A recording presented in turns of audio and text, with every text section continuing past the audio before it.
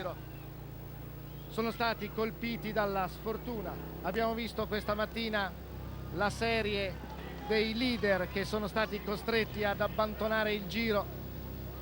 Cercheremo di puntualizzare poi domani la classifica degli sfortunati e dobbiamo dire che non c'è stata nessuna squadra che non abbia avuto almeno un capitano o un leader eliminato dalla sfortuna. Ancora all'attacco Panizza, nella scia di Panizza Bortolotto,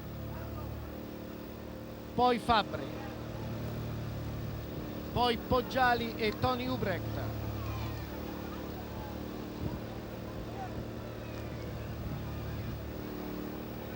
Tutti i luogotenenti in prima fila.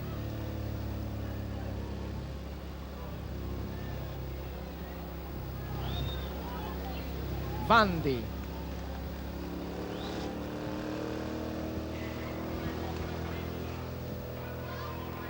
Ora vedete inquadrato Lora, uno tra i migliori in questo particolare difficile compito. Ecco ora Bellini.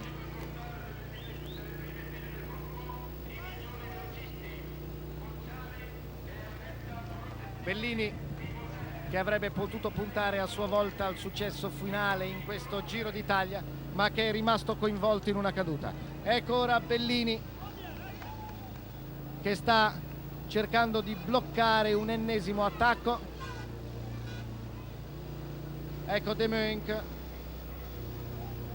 poi Merckx, poi Moser con la maglia ciclamino, ancora Panizza all'attacco. Ecco Panizza inquadrato, Bellini, poi in prima posizione si è portato De Muynck. Ecco De Muynck, mentre ancora tra i primi vediamo Guadrini, vera grossa rivelazione in questo finale del Giro. Ecco Merckx.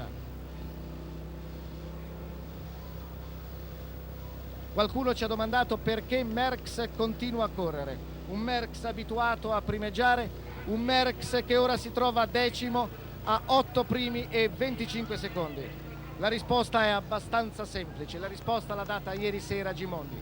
Merckx ieri ha dato la grande dimensione umana del suo carattere.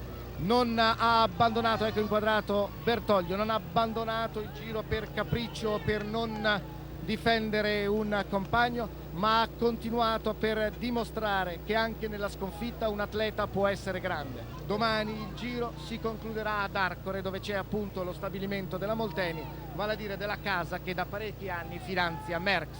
Merckx non poteva, alla vigilia di un Giro, tradire il proprio patron. Ecco Fabbri in prima posizione.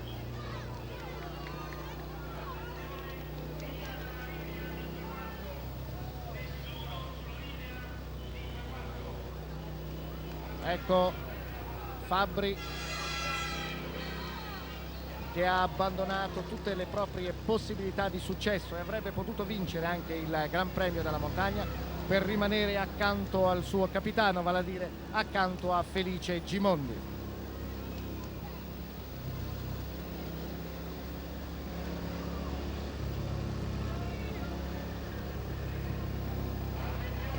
Ecco Lora Moser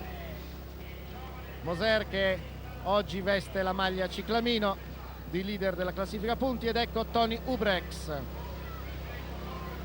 Gimondi ha due gregari accanto, vale a dire Fabbri e Ubrecht. Ecco Tony Ubrecht con il gomito destro e il naso sanguinanti per la caduta nella discesa del penultimo Gran Premio della Montagna. Bertoglio, poi Bellini, vedete il polso destro fasciato da una benda ricida. Si temeva che Bellini avesse riportato la frattura. Segnalati ormai in vista del traguardo finale a meno di 2 chilometri dalla conclusione. Rettilineo abbastanza largo con una curva intorno ai 350 metri. Ecco nuovamente ristabilito il collegamento video. A questo punto però sarebbe bene che la telecamera mobile superasse, ecco lo sprint. Vediamo sulla sinistra Moser, sulla destra c'è Merckx, testa a testa al centro Gimondi, Merckx, poi Baron Kelly e Moser. Nemo profeta in patria, ammonivano i romani, ma Gimondi è riuscito a smentire l'antico detto. In patria Gimondi è stato profeta e ha vinto la tappa. Uno sprint fra i grandi, uno sprint che ha visto vincente Felice Gimondi, un Felice Gimondi che forse ha addirittura rischiato di perdere perché dalla gioia ha alzato il braccio 2 metri